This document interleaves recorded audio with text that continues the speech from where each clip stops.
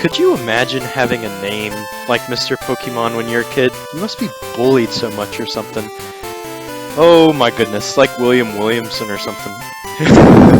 Anyways, hey everybody, what's up? It's your boy Vitamin M here, coming at you with another episode of Pokemon Silver. In the last episode, kind of gave you guys a crash course of how all of the mechanics work of Pokemon, basically more than most of them, if you will. I'll be going into more detail on some of them later as we come across. But in this episode, we finally made it to Mr. Pokemon's house, just north of Cherry Grove. So, and yes, it is nighttime because reasons.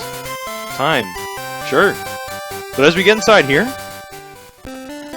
Hello, you must be Vidum. Professor Elm said that you would visit. This is what I want Professor Elm to examine.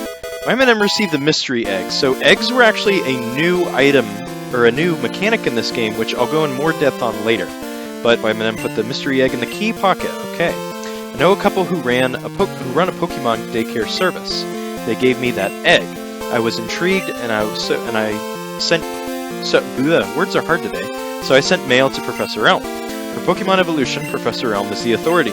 Even Professor Oak here recognizes that. My assumption is correct. Professor Elm will know it. Aha! So you're Venom! I'm Oak, a Pokemon researcher. I was just visiting my old friend, Mr. Pokemon. You got quite a thing about friends and names. Okay. I heard you were running an errand for Professor Elm, so I waited here. Oh, what's this? A rare Pokemon. Let's see. I see. I understand why Professor Elm gave you a Pokemon for this errand. To researchers like Professor Elm and I, Pokemon are our friends. He saw that you would treat your Pokemon with love and care. Ah! You seem to be dependable. How would you like to help me out? See, this is the latest version of the Pokédex. It automatically records data on Pokemon you've seen or captured or caught. It's a high-tech encyclopedia. My M&M received Pokédex. So yes, this mechanic does make a return in this game and in all games, because a professor can't do the job, so he's got to give a 10-year-old the job of, hey, get out there in the world and see what's out there for me. Sure, that's always how things go. Go meet many kinds of Pokemon and complete that Pokédex, but I've stayed too long. I have to get to Goldenrod for my usual radio show. But I'm counting on you. So he does have a radio show in this game, so he is around in Kanto this time. Or Johto this time, not Kanto. You're returning to Professor Elm? Here, your Pokemon should have rest. Gosh, I can't talk today. We'll rest you there. I'm depending on you. Alright, so there's not really anything we can do here in Mr. Pokemon's house, but, you know, some things might be up later. Looks like Professor Elm's giving us a call. Hello? Venom M, it's a disaster. It's just terrible. What should I do? No, please get back here now. Okay, so it seems like he's kind of in a rush with things. So, let's try to get back to the lab as we enter another wild battle here. So, yeah, so nighttime mechanic here, obviously, as you're seeing here, rather than just me telling you, we can actually encounter different Pokemon depending on what time of the day it is. So at night here, on this route, you're going to come across a Hoot and get some other ones here, but where you are in the game I can't talk today, really influences what Pokemon you'll come across, and the day-night mechanic influences this greatly too, because typically this would be Pidgey during the daytime, or another Pokemon we haven't come across yet, another bird Pokemon, flying type or whatever, but Hoot will show up at night here just to kind of illustrate that mechanic. So, yeah, but I'll be going in a little bit more detail on some of the Pokemon and their stats and different things later. I do want to focus on the story right now. Plus, we can't catch any Pokemon quite yet. So, with that in mind, just kind of getting our training back up here. I didn't do any off-screen training. I probably will later on, just to kind of get levels up and everything. I know typically when I play this part, I just kind of train and get Cyndaquil or whatever my starter is up to level 10. And tackle Mist. Nice. Sure, let's just, yeah, that's fine.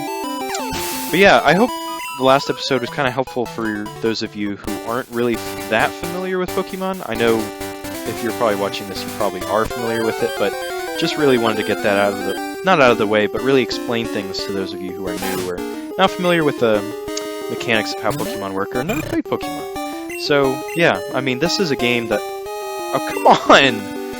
This is a game that I really like. Like I've already said, this is by far my favorite Pokemon game, if not one of my favorite RPGs. For sure. And that second statement doesn't mean a whole lot, because I haven't played too many. What?!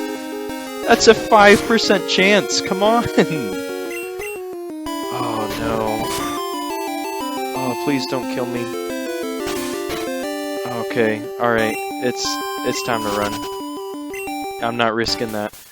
Okay, so we're back here at Cherry Grove City. We're almost halfway there.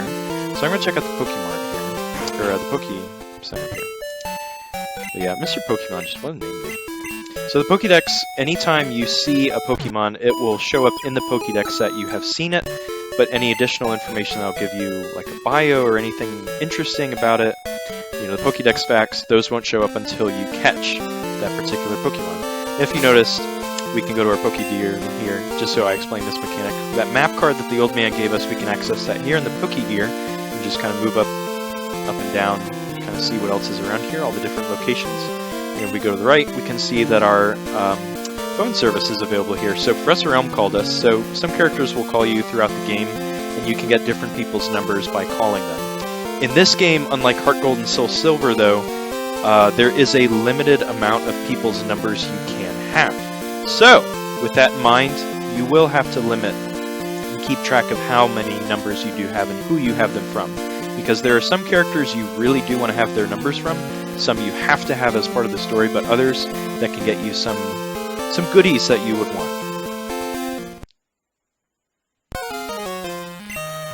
You got a Pokemon at the lab? What a waste. A wimp like you? Don't you get what I'm saying? Well, I too have a good Pokemon. I'll show you what I mean.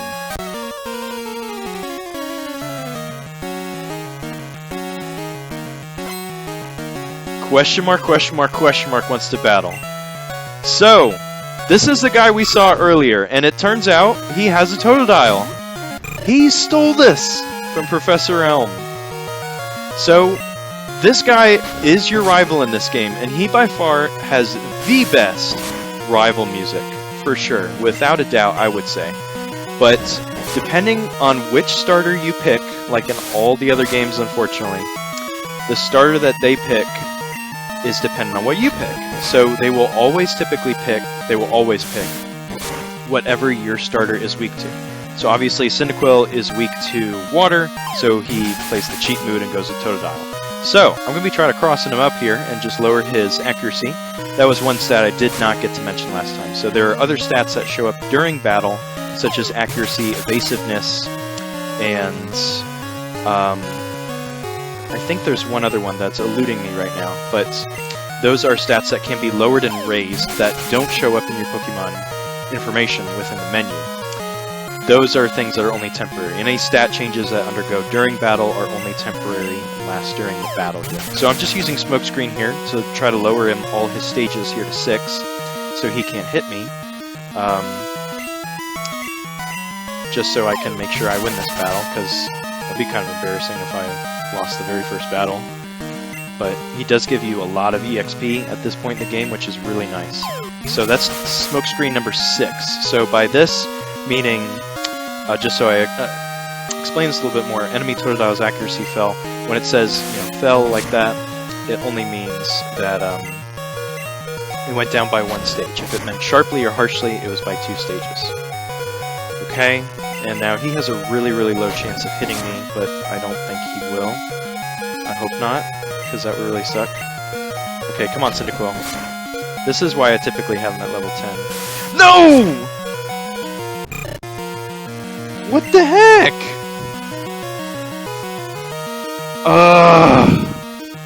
Humph. That was a waste of time. Are you serious? Oh my gosh. My name's question mark, question mark, question mark. I'm going to be the world's greatest Pokemon trainer. And there goes our rival, the Thief. I have to say, he is a pretty great character in this game, but... What the heck?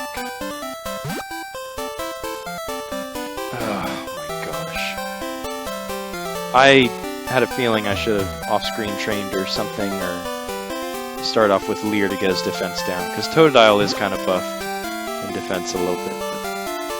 Ugh, that really sucks.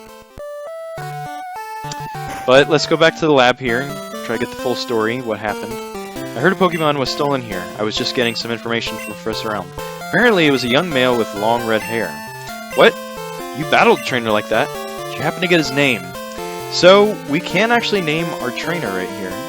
Our rival here. So, he's going to be showing up on different points throughout the adventure and giving us a really good time. And by far giving us one of the best songs throughout the game, period. So, that's always going to be a nice touch. But what do I want to name him this go-around? I think what I want to do is thinking about Vitamin M. You know? You just... What's kind of the antithesis in a sense?